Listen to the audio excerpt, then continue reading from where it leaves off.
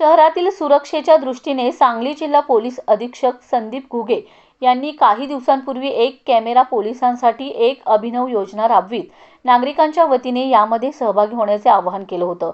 आज त्या आवाहनास अनुसरून नागरिक जागृती मंच आणि सुंदर गजराज युवक मंडळ यांच्या वतीने 4 कॅमेरे बसवण्यात आलेत।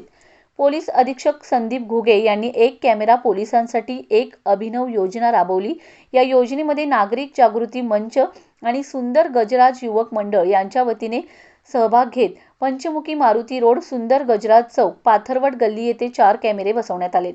सांगली महानगरपालिका क्षेत्रातील मंडळींनी खर्चातून शहरामध्ये वेगवेगळ्या भागात कॅमेरे बसवून पोलिसांना सहकार्य करावे असे आवाहनही करण्यात आले। यावेळी पोलिसांच्या आवाहनात प्रतिसाद देऊन नागरिक जागृती मंचच्या वतीने कॅमेरे बसवण्यात आलेत।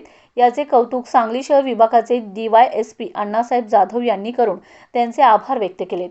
यावेळी सांगली शहर पोलीस निरीक्षक संजय मोरे, स्वाभिमानी शेतकरी संघटनेचे जिल्हा अध्यक्ष महेश खराडे, माजी नगरसेवक उत्तम साखळकर, सामाजिक कार्यकर्ते रज्जाक नाईक, सतीश साखळकर, रोहित कबाडे, राहुल पाटील, प्रमोद पाटील, संदीप आरवडे, हरीश शिंदे, वैभव साखळकर, श्रीधर आजगावकर उपस्थित होते।